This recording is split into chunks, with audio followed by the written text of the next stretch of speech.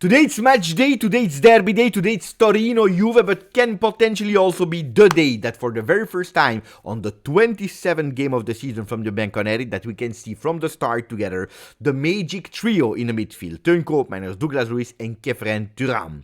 We'll speak about that, the predicted lineups, some newness like Ken Agnelli's position, Nico Gonzalez's position, Weston McKennie's position, much more. If you didn't yet, please put a maximum of like, continue to subscribe to the channel and comment. Please interact with this video so that the people are prepared for the derby della Mole. That is always an important game, especially in this moment. Ciao Juventini of the world, my name is Giuseppe, welcome back on the channel, I hope you are all doing well. Not that we did that intro, we are ready for derby della Mole. Corriere dello Sport is describing that derby with spaventus. What does that mean, spaventus?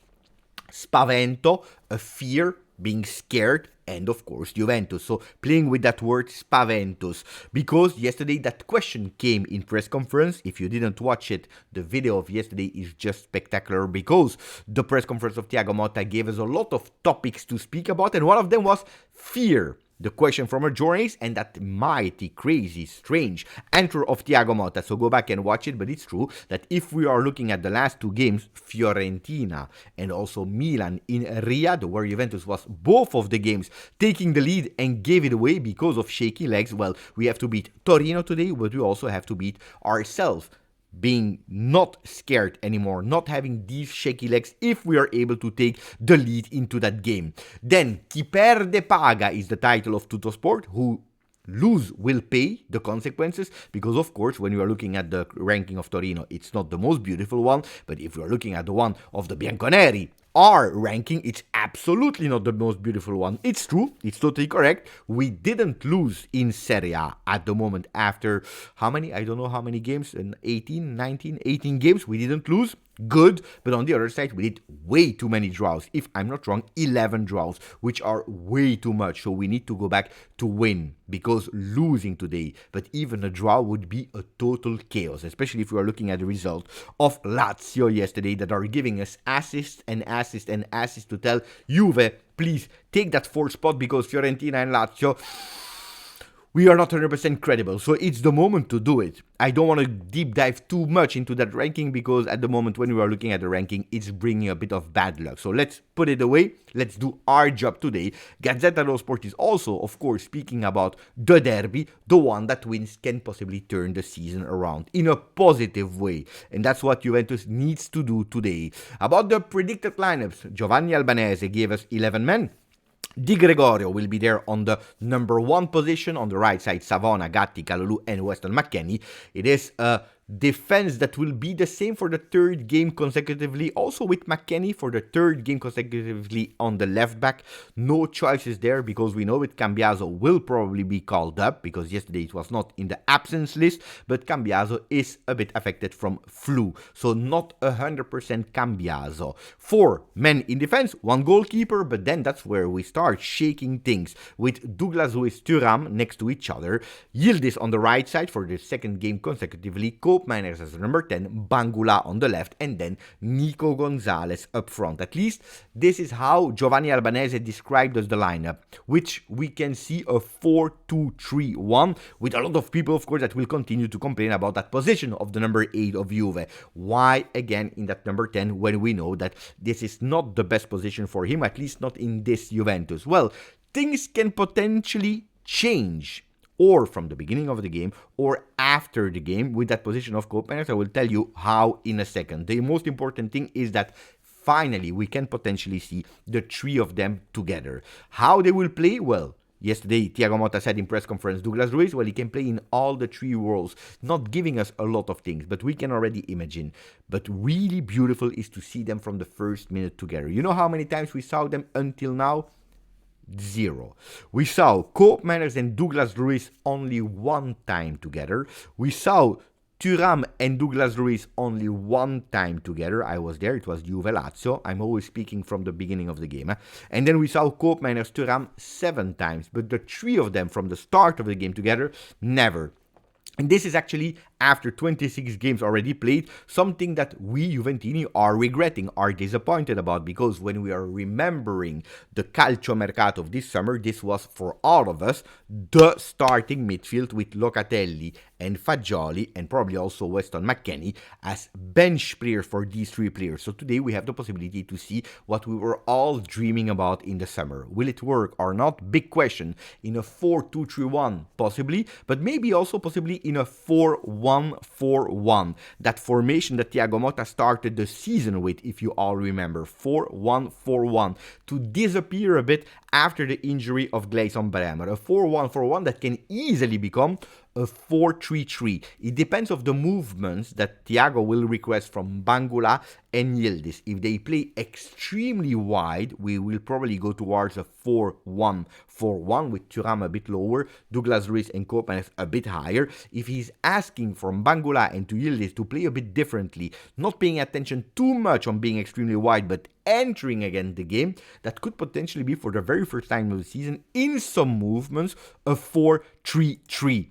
And that's where we go towards the tactical part of today, some duels that will be extremely important if we're looking at our offensive side. Kenan Yildiz, that received trust for the second game in a row on that right side. He impressed a lot of us in that game against Milan. Unfortunately, not a lot of players did, but Kenan did.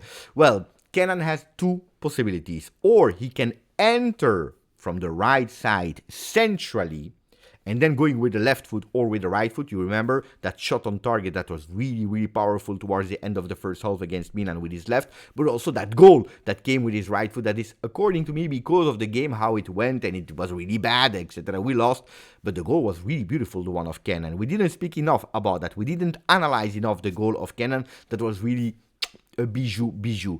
And that's why we need to pay attention, because not only there will be Coco on him, but Coco will probably always ask a double man marking on Yildiz to not be left alone, because we know he has double choices. If they go with two, of course, that will actually limit Kenan. Kenan that will look for entering centrally, or that second option, going on the right side with a cross. He's not doing a lot of crosses when he's playing on the left, of course, because he's a player that can use both feet, but he's actually better with the right foot if we are speaking about the accuracy of crosses. And playing on that right side, that movement will come much faster. So pay attention to that duel.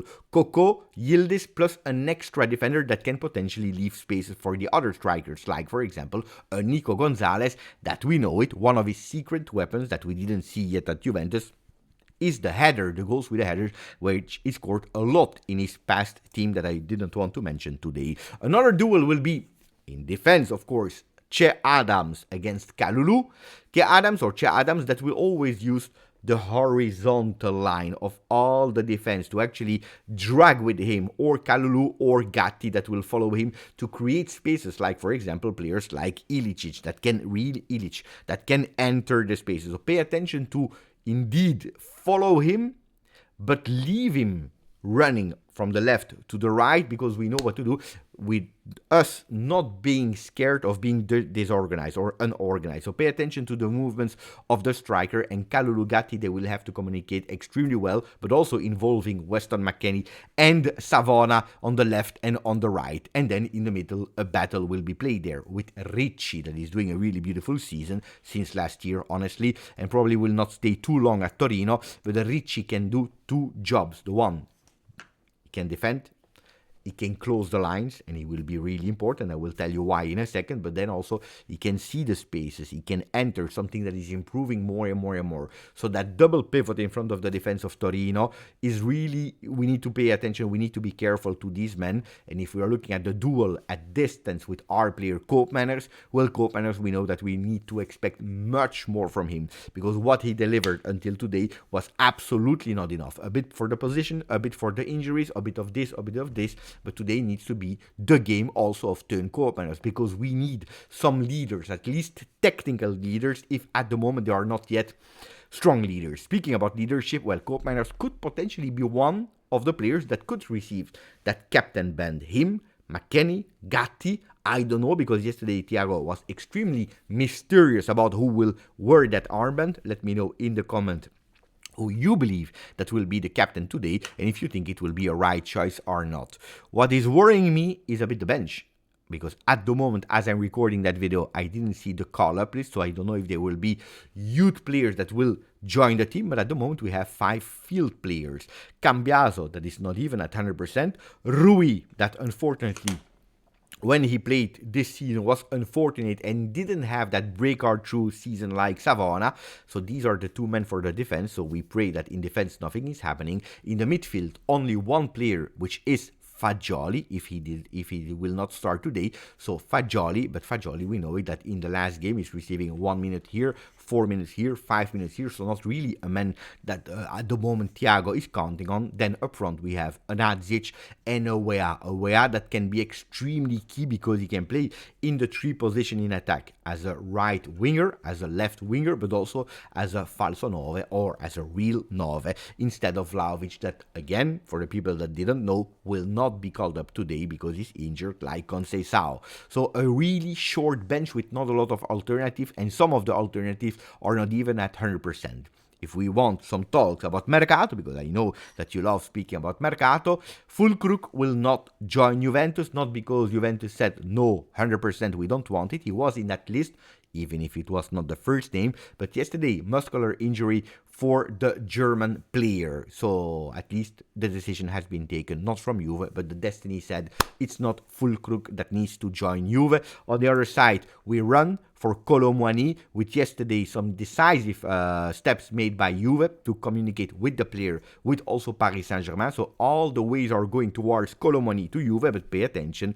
Tottenham is there, Manchester United is there, and as I always said, and I will repeat until the end of this season, there is always a West Ham around the corner for whatever player that Juventus is on. So until I see him with the shirt of Juve, attenzione, like the same history goes for Araujo. Beautiful steps, agreement with the club, even if Barcelona is expecting a bit more money than expected. But on the other side, these discussions will continue to be taken from tomorrow evening, night, maybe probably Monday, when Barcelona and Real Madrid, they already played that final of Supercoppa and are back in Spain in their respective cities. Ragazzi, that was it for a short video about Torino, Juve. Tell me what you expect of today. Tell me who you believe will be the captain, who will be the key man of today. Let me know in the comment section. I'm really curious to read you. And of course, I give you an appointment here on the channel for the pre-game, the watch-along, and then the post-game of the Derby della Mole. Grazie, forza, Juve.